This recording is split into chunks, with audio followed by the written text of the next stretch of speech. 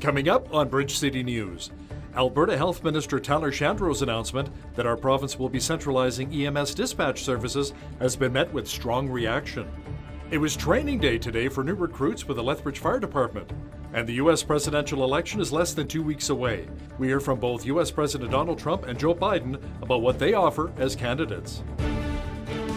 Your nation, your province, your southern Alberta. From the heart of Lethbridge, it's Bridge City News with Hal Roberts. Thanks so much for joining us.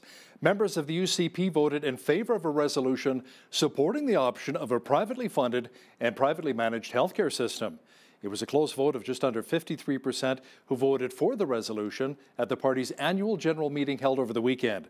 It says that patients who are given a choice between public or private service would be able to divert themselves from public wait lists to the benefit of all patients.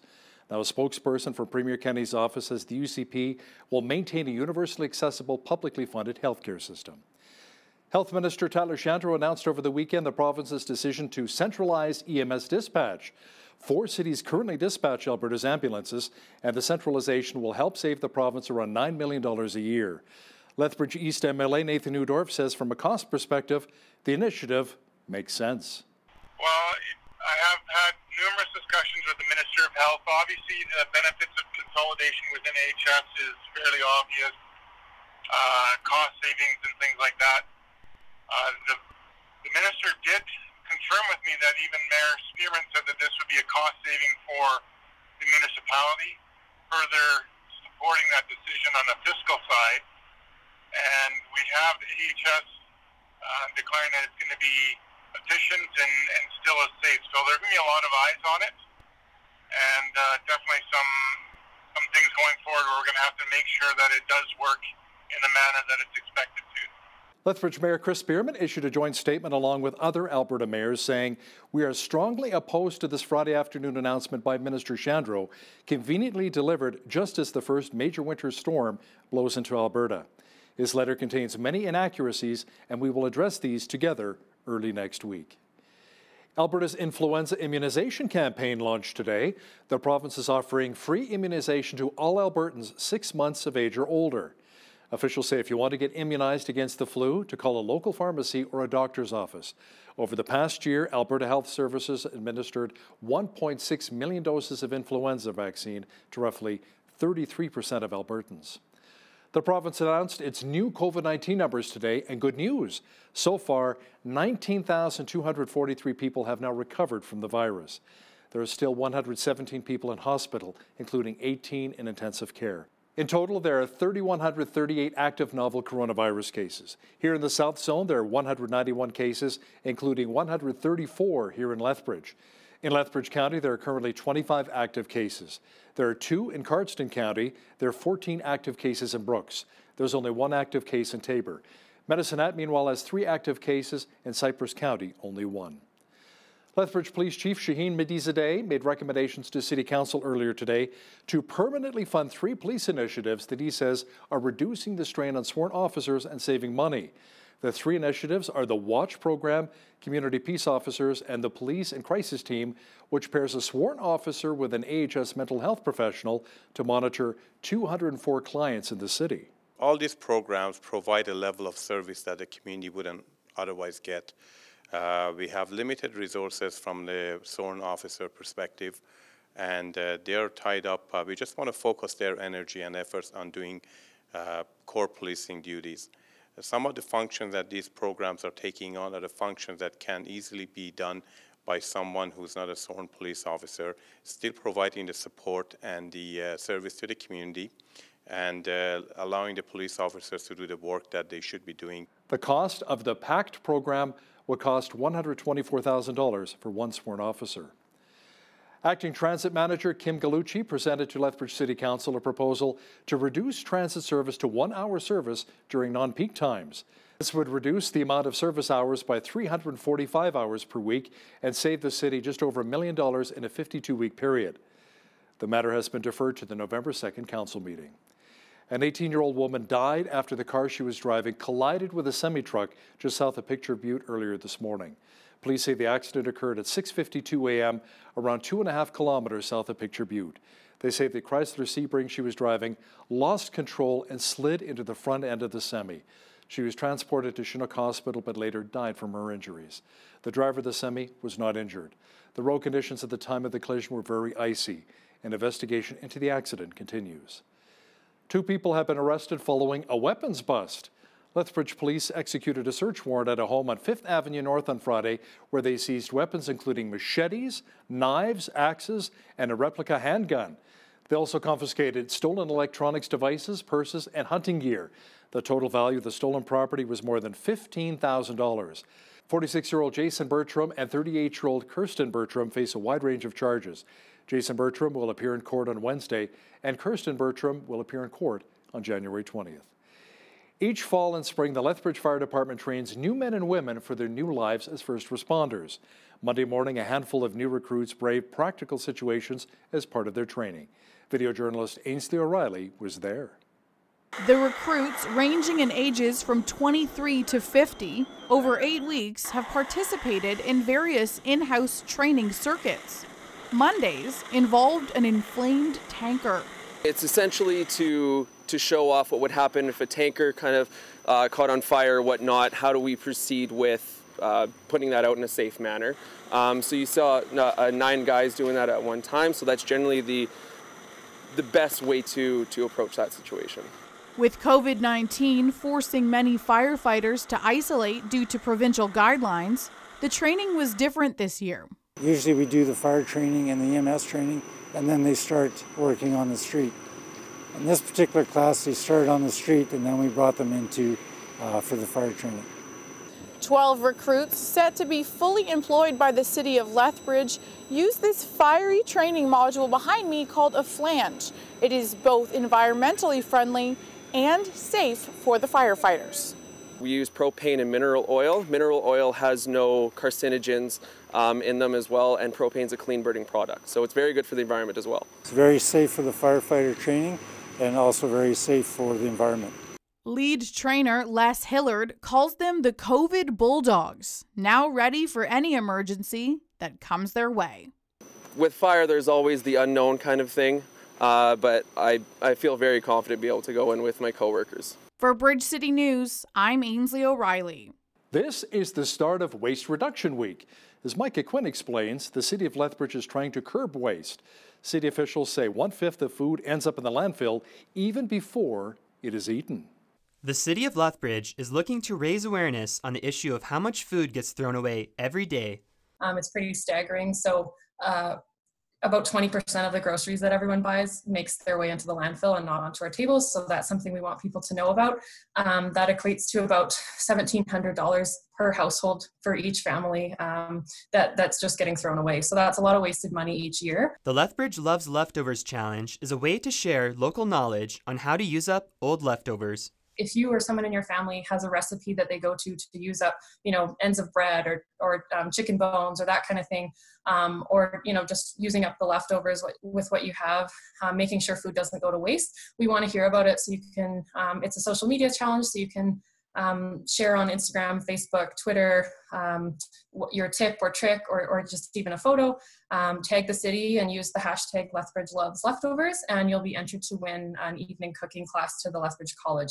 Robinson says this is good for the environment, and it's also a great way to save money, especially with the COVID-19 pandemic. If we can teach people some tips and tricks and share some knowledge on, okay, this is how we can make sure that those groceries, we're spending our money wisely, we're not letting anything go to waste. It's really important that way during this time as well. For Bridge City News, I'm Micah Quinn. Saskatchewan's NDP leader Ryan Miley has made an election campaign promise to take action for women. Miley committed to gender parity in his cabinet if his party wins the October 26th election. He also promised to close the gender pay gap. The announcement was made yesterday on the 91st anniversary of Persons Day. It's a day that recognized women as persons eligible to sit in the Senate since 1929. The company providing air tanker support to control wildfires, which has threatened communities in both Alberta and BC, is not as busy these days, and it has nothing to do with the COVID-19 pandemic. Airspray Air Tankers Vice President Paul Lane says the number of fires in Canada are down significantly, but there have been some hotspots this year. in both Alberta and BC in the last 2 or 3 years. You get areas of intense activity and then a lot of tedium around that, waiting for things to happen. Maybe I shouldn't put it like that.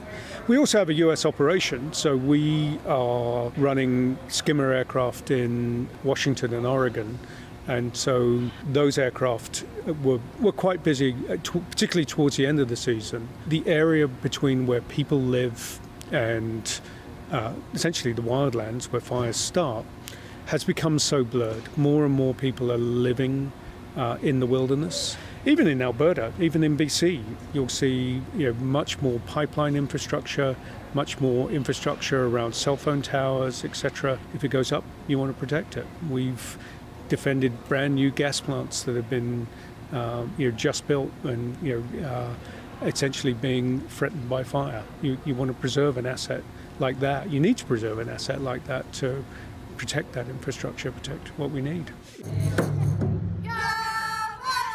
An ongoing dispute over Indigenous treaty rights prompted hundreds of supporters to gather in Halifax over the weekend.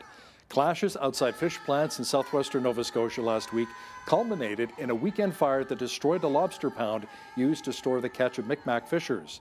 The attacks prompted a show of solidarity as hundreds of people gathered at Grand Parade Square to show support for Micmac fishers. Federal cabinet ministers denounced the recent violence in the Nova Scotia lobster fishery dispute. They also defended their own response while promising negotiations towards a peaceful resolution. Every person in Canada, whether Indigenous or non-Indigenous, must be able to feel safe in their home communities and be able to earn a living to support their families. Under the Supreme Court's Marshall decision, the Mi'kmaq have a constitutionally protected right to fish in pursuit of a moderate livelihood. We will continue to uphold that right. The federal Conservatives called on the Trudeau Liberals to offer details on its plans to set up a special committee to investigate COVID-19 spending. They also blasted the Liberals' threats to make a Conservative motion to create an anti-corruption committee to study the We Charity scandal, which is a confidence issue. It seems like they don't want to acknowledge that there has been gross errors in their judgment and perhaps illegalities that have occurred, and so it's time for that to be examined. We've called for there to be an anti-corruption committee. Those discussions are ongoing. We'll hear in the next day whether or not the opposition is going to move forward with our motion that's been tabled in the House with respect to an anti-corruption committee, which you've seen. And so we'll give the Liberals the opportunity. The U.S. presidential election is coming up on November the 3rd. Ballots cast by people who vote early but die before Election Day are sometimes cited as proof of voter fraud. But as we hear in this next report, in some states, they're perfectly legal. There's one Bible verse Hannah Carson is always drawn to. It speaks to the seasons of life. A time to be born, a time to die. At 90 years old, Carson knows time is short. Tomorrow is not promised. It's why she filled out and returned her absentee ballot to the Mecklenburg County Board of Elections as soon as she received it 6 weeks ago. I'm hoping to vote every year I'm live here. Questions over whether ballots will count if someone votes early but dies before Election Day are especially pressing this year amid a coronavirus outbreak that has been especially perilous for older Americans. If something happens to Carson before November 3rd, she hopes her vote will count.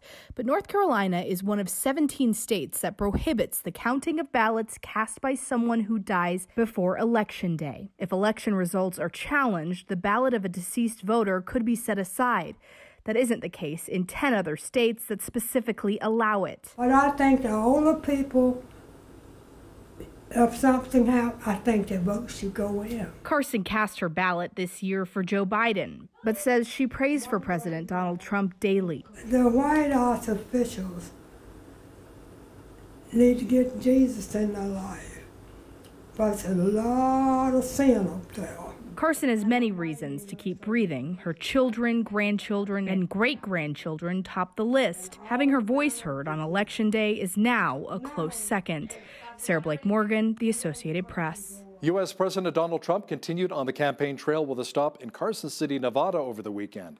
Once considered a battleground state, Nevada has not swung Republican since 2004. We look forward to doing something that's going to be exciting. The crowd is very big. All of the crowds have been incredible, and they've been incredible size, too. The update on stimulus talks? Is there any? Yeah, we're talking about it. I think Nancy Pelosi, maybe he's coming along. We'll find out. We want to do it. I want to do it at a bigger number than she wants. That doesn't mean all the Republicans agree with me, but I think they will in the end. If she would go along, I think they would too. Democratic presidential nominee Joe Biden, meanwhile, made a stop in Durham, North Carolina, where a Democrat has not won in the race to the White House since Barack Obama in 2008.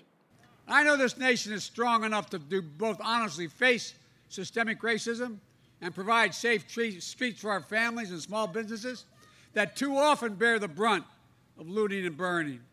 We have no need for armed militias roaming America's streets. This is the United States of America. I'm running as a proud Democrat, but I will govern as an American president. No red states, no blue states, just the United States. And you too have a sacred duty to vote, and it matters. North Carolina matters. And Senator Harris and I are asking you for your trust and support. We woke up to a winter wonderland today, and the white stuff will be sticking around for most of the week. Full weather details are coming up. We've had a few centimeters of the white stuff across many parts of southwestern Alberta today, and we should have more snow hit our region throughout this week. Jeanette Rocher is here now with all of the weather details. And those flurries will be continuing into this evening with an overnight low of -3. It could feel like -7 though with that wind chill. Tonight, 60% chance of flurries, as I was saying, and a risk of some freezing rain into tomorrow. More hovering around the lower average end of the temperature spectrum there with a high of 3 degrees tomorrow. Mix of sun and cloud, and our overnight low tomorrow evening, -7. It is going to feel more like -7 tomorrow morning as well with that wind chill. As we look into the 5-day forecast, chance of snow again on Wednesday, -2 the high. -7 the high as we drop in temperature for Thursday. Mainly cloudy skies on Thursday. Snow again in the forecast for Friday with a low of, or a high rather, of -9. -9 the expected high for Saturday as well, and -5 for Sunday, with a very snowy weekend ahead of us as well. Now, on average, the highs for this time of year should be around 13 degrees. We are nowhere near that. We're hovering more close to the lows and even below that. 0 is the average low. 28 was our high temperature on this day in 1974. -12 was the lowest temperature. That was in 1949. 8 o'clock was our sunrise this morning, and 6:33 p.m. will be the sunset for this Monday evening, giving us 10.5 hours of sunlight. Now, as we take a look at the west coast tomorrow, mix of sun and cloud expected in both Victoria and Vancouver, highs of 13 degrees there. 1 degree expected in both Calgary and Edmonton tomorrow with a mix of sun and cloud. Now, as we look to the rest of the prairies, get into Saskatchewan there. Saskatoon's high -1 with a chance of flurries. Snow also expected in Regina with a high of 1. Periods of snow as well for Winnipeg with 1 degree. And as we get out of those prairies and into more central Canada, you'll start to see less snow and a little more rain. 11 degrees is the high in Toronto. Chance of rain. Drizzle expected also in Ottawa and Montreal with highs of 10 in Ottawa, and Montreal's high 11 degrees. As we look into Atlantic Canada, Fredericton as well could see a chance of some showers there. 16 the high, 18 the high for Charlottetown under rainy skies. Rain expected also in Halifax tomorrow with a high of 18 degrees. 16 is our high for St. John's and Newfoundland tomorrow with a mix of sun and cloud. There you go. That is your weather. New figures show the employment insurance system absorbed 1.3 million new people over the past few weeks as it took over the Canada Emergency Response Benefit. Recent stats show that more than 84% of applications have been processed by late last week. Experts say that it's a sign of a smooth transition, but also the ongoing demand for help with the country still 700,000 jobs short of pre-pandemic levels. The Bank of Canada's Business Outlook survey suggests wage growth will be slow over the next year, with many companies reporting a wage freeze. The central bank says the outlook is mostly due to the COVID-19 pandemic and ongoing uncertainty. Almost 33% of businesses also said their workforce numbers will remain below pre-pandemic levels for at least a year or may never recover. The bank also says nearly half of firms surveyed used the federal wage subsidy program to avoid layoffs or quickly refill positions. Wholesale sales in Canada slowed dramatically in August over the previous couple of months. Stats Canada says sales did advance, but only up slightly, 0.3% to $65.7 billion. That was down from a gain of 5.2% in July and 18.5% in June. Sales in August were fueled in part by a 7% gain in the building material and supplies subsector, which hit a record high of $9.8 billion. Canadian energy companies are expected to show the benefits of higher oil prices as third quarter results roll in.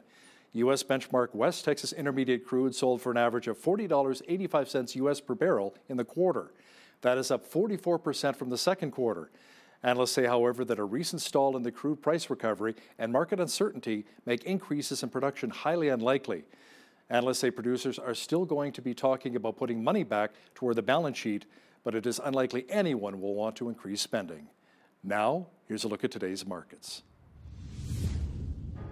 The TSX was down 164 points on the day to finish at 16,274. The Dow was down 410 points to 28,195.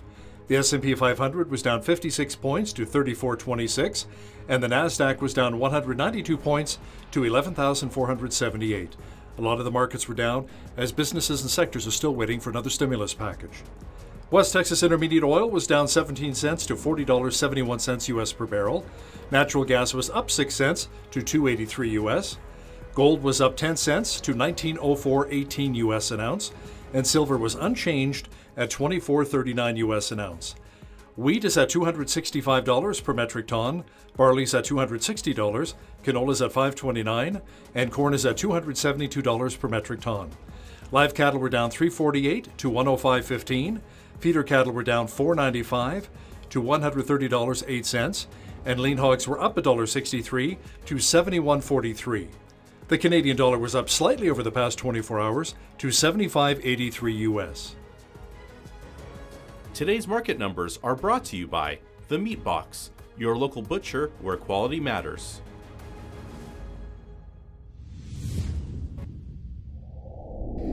Recapping one of our top stories this hour, members of the UCP voted in favor of a resolution supporting the option of a privately funded and privately managed healthcare system. It was a close vote of just under 53% who voted for the resolution at the party's annual general meeting held over the weekend. It says that patients who were given a choice between public or private service would be able to divert themselves from public waitlists to the benefit of all patients. October is Breast Cancer Awareness Month. According to the Canadian Cancer Society, more than 27,000 women will be diagnosed with the disease in Canada this year. Coming up, a powerful interview with Ann Maines from 100 Huntley Street, who discusses her journey with breast cancer. But first, here's a look what's happening in and around your community. Here's your Bridge City News community calendar. Bikers Building Bridges is hosting their second annual Halloween drive-through trunk or treat, taking place at Exhibition Park's north parking lot on Halloween night going from 5:30 to 9 p.m. Come out for a spooky good time, decorate your vehicle, and hand out candy safely. For details about this event and to register your trunk, visit bikersbuildingbridges.com. The Juno Beach Centre is Canada's only museum in Normandy dedicated to honouring the contributions of 1.1 million men and women who served during World War II. This year, support a worthy cause and take part in the Remembrance Day races being held until November 28th. You can register for one of 3 virtual race distances, each with its own special meaning. Participants will receive a race kit that includes a commemorative medal, a Juno Beach collector coin, a bracelet, and more. For details and to register, visit junobeach.org. Bring your lunch and enjoy beautiful live music at the same time. Come out November 6th to the first Friday Lunch and Listen concert series featuring performances by the University of Lethbridge Conservatory of Music in Cass's Community Room beginning 12:15 p.m. and ending at 1.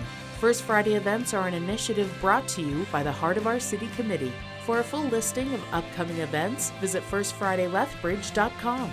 And that's your Bridge City News community calendar. Our Our next guest knows firsthand what it's like for life to take an unexpected turn. Ann Maines is the television host of A Better Us and the former host of 100 Huntley Street, which we air right here on Miracle Channel. And 1 year ago, Maines received a devastating phone call from her doctor informing her of a cancer diagnosis. And she's journaled her way through this journey over the past year and has now turned that journal into a devotional to help others. Joining me now from her home in Waterloo, Ontario is Ann Maines. Ann, welcome to the show. We are so happy to have you with us today. Thank you, Jeanette. It is my privilege to be with you. Now, you've had such a brave journey over the past year, but maybe take us back to that day that you found out you had cancer. Your husband was away that day, right? Maybe tell us the story. Yes, he was away. Well, nothing prepares you for the phone call from the doctor. Ron was 2 hours away playing golf in a fundraising golf tournament, and I was all alone at home when the doctor called me that the results of a recent biopsy had come back. Now, I had had mammograms for years, faithfully, and they had always been fine, but this last mammogram was different. And so the doctor then sent me for further testing, and the biopsy then showed that there were cancer cells present. She was shocked, and I, of course, was shocked. After I hung up the phone with her, I didn't know what to do, Jeanette. I thought, do I call Ron? Do I let him know? Or do I give him one last day to just be carefree and normal? I thought, well, I'll just call him and kind of feel out the situation, just see what's going on. And so as soon as he answered the phone, he was laughing. And the first thing he said to me was, honey, I think I might have just won the putting competition. And my heart sunk. I thought, oh no, he's having such a good day. So I didn't know what to do, but I thought Ron would want to know. So he slipped away so we could chat. And I told him, and he said to me, honey, give me 10 minutes. Let me get my golf clubs. I'm going to come home. I'll call you from the car. And so for the next hour and a half, basically, we talked and prayed and cried on the phone. And it was during the course of that conversation, Jeanette, that I said, I really feel like God wants me to journal my journey. There was no purpose for it. I just had that sense. And so he said to me, well, I'll be home in about 45 minutes. Let's hang up and you write your first journal entry. And that's what I did. Oh, wow. So right there and then that led you to start journaling right away that very day. And it just you just kept going from there. Was it sort of a way to process what you were going through a little bit? Exactly. Yeah. That's exactly what was happening. I just sensed that God wanted me to write down what I was learning through this unexpected journey. Every time I journaled, every time I wrote a devotional, I started with where I was that day. From like a month after my diagnosis, I had surgery. A couple of weeks after that, it was revealed that I would need chemotherapy, which I totally did not expect. I didn't see that coming. In fact, when the doctor told me that, I literally doubled over in her office. I couldn't believe I was going to need chemotherapy. But you know what? It was just part of my journey. And as you can imagine, I suffered all the side effects that come with chemotherapy. I mean, I had severe nausea, severe fatigue, and I lost all of my hair.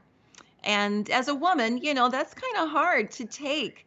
But in fact, I'm still regrowing it. I'm sporting my new wig here, just trying to feel as normal as possible. But throughout the whole journey, Jeanette, every milestone that I had, every dark night of the soul, I would just pick up my laptop and my Bible, and I would just start journaling. And it was through those journaling times that God really brought healing and comfort to my spirit. Right. And this daily journaling you started actually publishing, right, on social media? So that's a very public forum to start your, to share personal thoughts. So what was that like? It is. Well, after I had written several devotionals, and I just found such healing in them as I was writing them. I just felt God's Holy Spirit just bringing healing to my spirit. I started thinking, well, I know there's a lot of people out there that are hurting. This was last fall, and I thought, if I can even help one person by sharing one of my devotionals on Facebook, then it would be worth it. And so I started doing that. I started just very timidly sharing here and there. And I was really surprised at the feedback I got. Before I knew it, I had thousands of people tracking with me in my devotionals, many of them writing back private messages to me, sharing their own difficult journey they were going through. And it wasn't always health related. Sometimes it was relationship or financial or whatever. But it was something difficult that they're going through. And many of them would say, Anne, these are so helpful. You need to consider putting them into a book. And so that's kind of where the idea for the book came from. Right. So that came from people that were following you and you're like, hey, this is a good idea. So this led you to actually publish your journal entries into a book called Coffee with Him, Mornings with God on an Unexpected Journey, right? So it was released on June 10th of this year and it quickly became the #1 best-selling devotional on Amazon Canada. So congratulations on that, by the way. That's Thank amazing. you. Thank you. You know, Jeanette, when God first led me to start writing these devotions a year ago, over a year ago, there was no purpose for them. You know, it was just me kind of stepping out in obedience saying, okay, God, if you want me to journal, if this is the best way you have me to heal through this journey, here I am, I'm going to do it. Little did I know what would happen as a result of the 31-day devotional that this process became. And I'm just so thankful to God that He was able to use the lessons that I learned, because there are so many dark nights of the soul when you're walking this kind of a journey. And especially now during COVID, there are so many dark nights of the soul for so many people.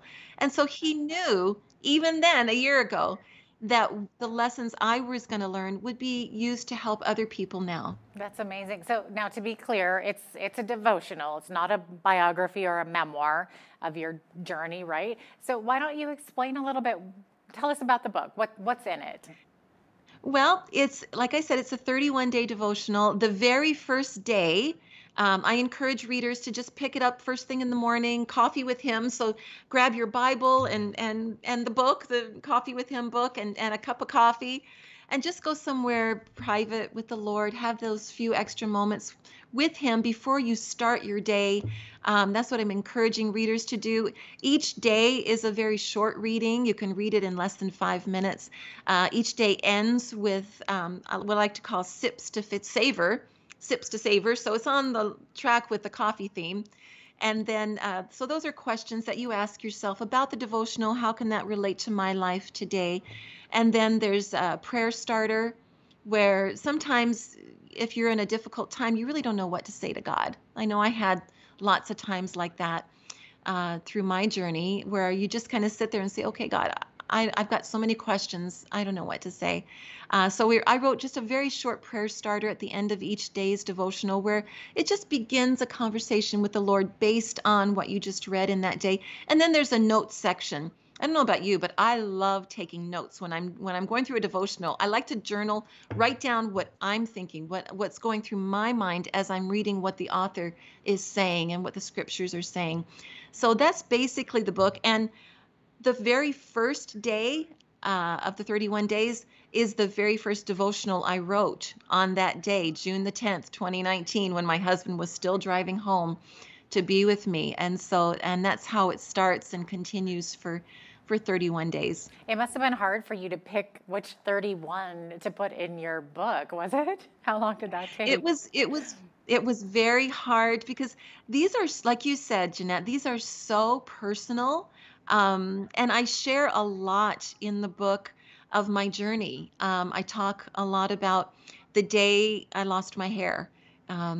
Just a week into my second chemo treatment, I had 8 chemo treatments, 2 weeks apart, beginning the middle of September and finishing the week before Christmas. And just a week after my second chemo treatment, my hair started coming out in handfuls, like literally handfuls.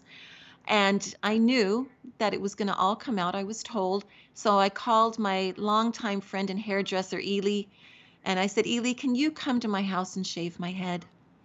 And so he did.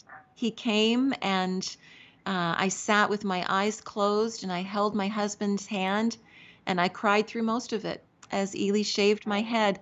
And that's one of the devotionals in the book because it was during that time that I sensed God's presence in such a sweet way. You know, when our heart is broken, when we're going through something that we just did not see coming, it doesn't take God by surprise and it doesn't take him unawares. He is with us. He is right there with us, holding us if we'll only let him. And I don't know about you, Jeanette, but I found that throughout my life, in some of those darkest times, those are the times that you learn more and more about the character of God, the love of God, the depth of the intimacy he wants to have with us. There's a verse in Isaiah that I just love. It's Isaiah 45, verse 3. I think it's the NIV version. It says, God says to you and to me, he says, I will give you treasures in darkness, riches stored in secret places, so that you will know I am the Lord your God. And that says to me, as we are walking through those dark places, those dark times, not evil darkness, but confusion, you know, where you're floored, you don't know what's going on. As we walk through those dark times, we're not alone. God is with us. And not only is he with us, he has gifts for us in that darkness that we can only receive as we walk through those dark times. And for each of us, they look different. Some of them are very obvious and some of them are more subtle. But they're tailor-made for each of us on our journey. Yeah. Now, speaking of your journey, obviously it's been with cancer, but obviously this devotional is for anyone going through any unexpected journey. And as you're just explaining all of that, that really makes sense to me. You know, that any unexpected journey, someone could pick up your book and probably just get so much out of it. And you know what? God's word is filled with promises to us that he is with us no matter what we are going through. And that's another part of the book is as I was walking through this, my husband and I decided to call it a healing journey. So as I've been walking through this healing journey, there were so many Bible verses that just became so precious to me. So at the back of the book, I put over 100 of my favorite verses. So they're there for you if you're going through a difficult time. They're listed there because God's word is precious to us and he promises to be with us no matter what we go through. If we'll only come to him, dig into his word, receive from him the healing and the comfort that he is offering to us. Yeah. Now, since then, you've had more of a positive diagnosis, right? Tell us where you are right now. Yes, I have. Earlier this year, the doctors pronounced me cancer-free. Wow. And I am so thankful for that. I'm still healing, as you can imagine, but I'm just so thankful that that is the direction my journey has taken. And I'm so excited to be able to share with others that God can be with you too, no matter what you're going through. That's amazing. And I'm so happy to hear that you are cancer-free, so you are in remission now. Yes, that's yes. wonderful. Where can people find your devotional, Anne? Well, we have set up a very easy website for anyone. If you want to get my book, it's coffeewithhim.ca. coffeewithhim.ca, and that'll link you to exactly where you can get the book. What has been the feedback so far from people? Oh, it's been amazing. There have been so many people who have sent me private messages saying the devotionals in the book are meeting them exactly where they are. Many have said they are in the middle of a cancer journey. Many have said they've come through the other side. But I'm amazed, Jeanette, how many people are relating to the book that aren't having a health crisis. I heard from a lady last week. Her husband was just last week killed in a motorcycle accident. And she had just started reading my book and she said that it's ministering to her. And so I am just so thankful to God that he is using me, of all people, to be able to reach out to them and bring his love and his healing and his comfort to them. That's amazing. You guys are just going through such a big journey together. And your husband, Ron, has been with with you through this the whole way. Every step of the way. Yeah, Ron, he went with me to every chemo treatment. He was there holding my hand. He's been my rock. He likes to say he's my rock with a lowercase r, because Jesus is my rock with the uppercase R. Aw. Well, and it looks like we are out of time. Unfortunately, I could go on talking to you all day, but Ann Mays, television host of Better With Us and now author of Coffee with Him, Mornings with God on an Unexpected Journey. Ann, it's been wonderful having you on the show. And all the best to you and your husband as you continue to go through this journey together.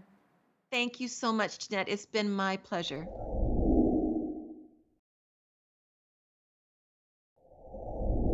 Since the outbreak of COVID-19, there have been billions of dollars spent in research and development of a vaccine. But can we trust what's produced? And when it is developed in such a rush, can we really trust the whole process and those who are developing it?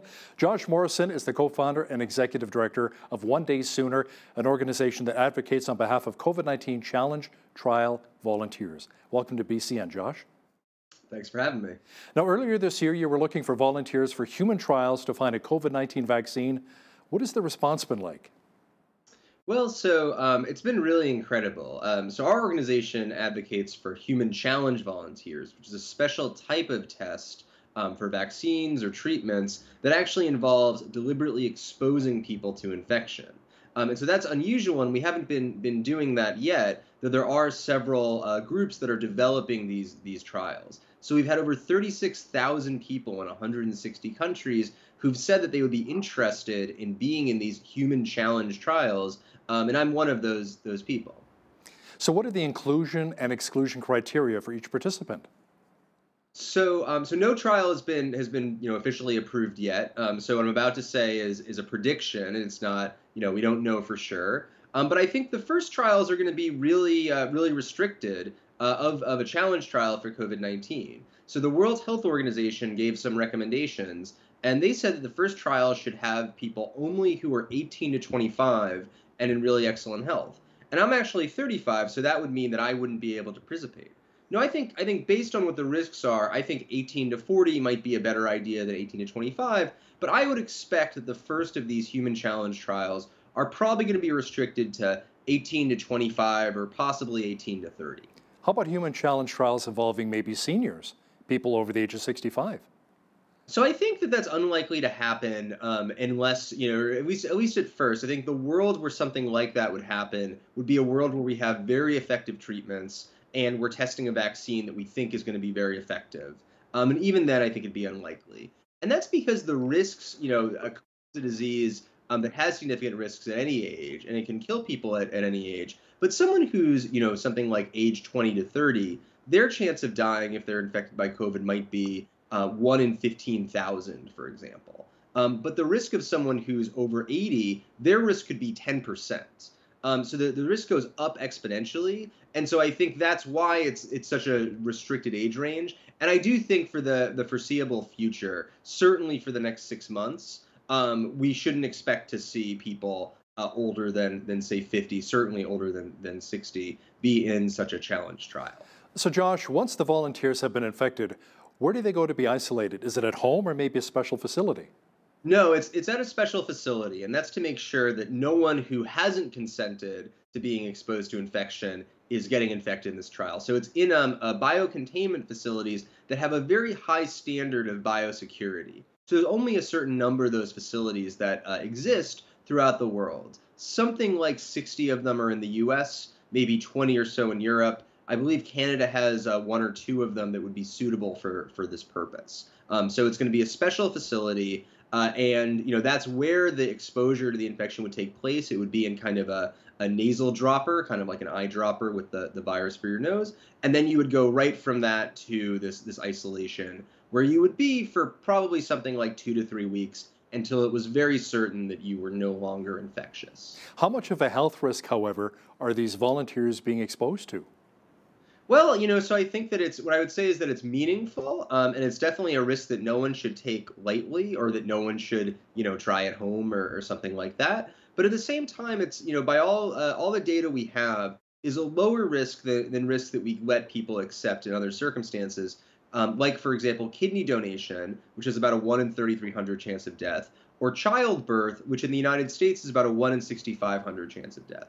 Wow. And so by comparison, like I said, for that young population, that might be 1 in 14,000. And then that's, if you take out the unhealthy people, it would be lower. So there is real uncertainty about COVID, but by everything that we know, it's the type of risk we let people accept in other circumstances. To what degree could the human challenge trials potentially speed up the timeline to get a vaccine? So I think that we have to think about two different vaccines. The first thing to know is that it's going to take some time to set up the human challenge trials. You need to do what's called an infectious dosing study first. So I don't think we'll be testing vaccines before the end of the year, or maybe at the very tail end of this year, we might be able to start testing vaccines. Once you can start testing them, you can, from the time you start infecting the person to the time you get a result, could be as little as a month. So you could really learn a lot. And that's not, you need to still test a vaccine in thousands of people so that you can make sure that they're safe.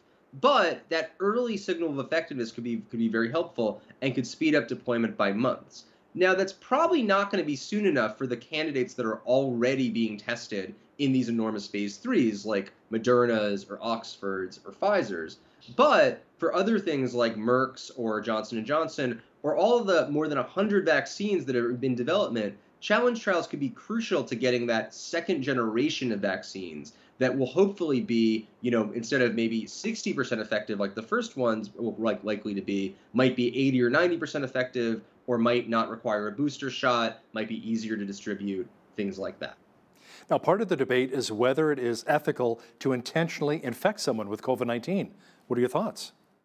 So first, the important thing to know, and something I didn't really know before I started doing this work, is we do these types of infection studies in other contexts. We do infection studies for malaria and flu and RSV, which is another respiratory disease, dengue fever, typhoid, and cholera. So this isn't unique. Now, what is unusual is for most of those diseases, not for flu and not for RSV, but for malaria and typhoid and cholera, we have drug treatments that we can feel confident, once you take that treatment, you're not going to, it's very unlikely to die of malaria, which we don't have yet for COVID. One of the ways this could be useful is helping to test some of those therapies, to get better treatments and therapies.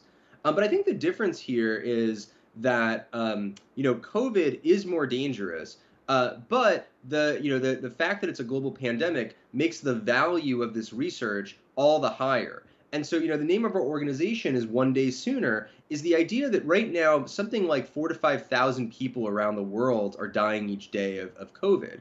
Now, it's likely that if you did these challenge studies in 1,000 people, no one would die. And if you could even save 1 day of deployment of a vaccine, or end the shortage, or end the crisis 1 day sooner, that represents thousands of lives saved, and that's an enormous benefit for willing volunteers who understand the risks to participate in studies to achieve. Josh, what really motivates somebody to take this on? They're not being paid. We're talking about volunteering, correct? So, usually in challenge studies, people do get paid for participation. Most of the volunteers who've signed up, in our study, basically, what we've said is, look, you're going to need reimbursement for lost wages and expenses. You're going to need to make sure that people's long-term health that there's long-term follow-up and things like that. But that's not people's motivation is to be paid. People have different motivations. Not 36,000 people aren't all going to think the same thing. But I think, what a lot of people say, and that's something that I feel, is a desire to feel empowered to be fighting this virus and to be doing something useful during this terrible pandemic. That's a really strong motivation. And I think people also talk about, wanting to protect their friends and family is another reason people do this. And a lot of people have a deep, or volunteers or people who are part of the medical field or the biomedical field. They know about these studies. They know more about this, and they want to be contributing to science and be part of the solution and not just be passively accepting what's happening. Let's talk about what's happening in other countries around the world when it comes to a potential vaccine for COVID-19. Josh, Russia's come out in August. They declared that they had approved a vaccine for COVID-19. And in Israel as well, they're talking about some of their labs. They're fairly close as well. Have you had an opportunity to be involved in either of those?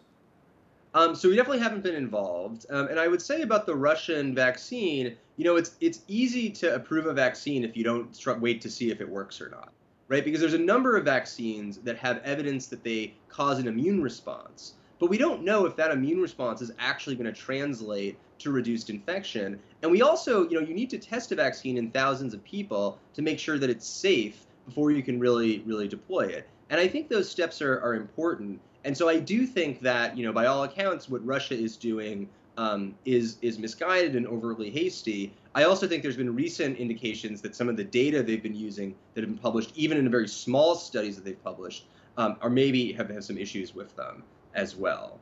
So I do think that, yes, we all want a vaccine, and we certainly want a vaccine soon, but we want something that has really strong scientific evidence and that we can feel confident in giving to the public.